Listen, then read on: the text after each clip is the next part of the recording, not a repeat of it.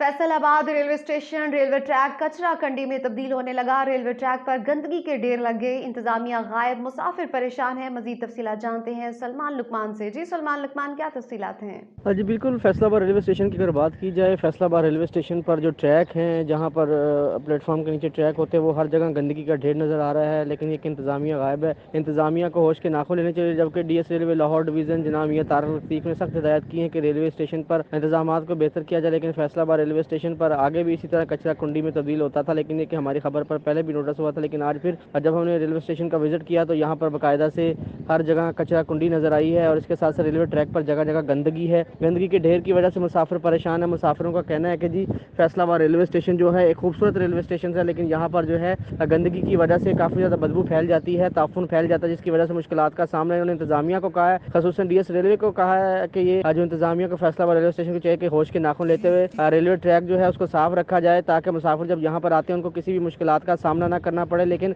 जो है इंतजामिया जो है उनके सर पे जूं तक नहीं रेंगती। जब मीडिया खबर चला देता है तो उनको फौरी होश आ जाता है। लेकिन ये कि सफाई का फुकदान होने की वजह से मुसाफिरों ने शिकायत के अंबार लगा दिए हैं। जी बहुत शुक्रिया सलमान लुकमान, तफसीलात से आगाह कर रहे थे।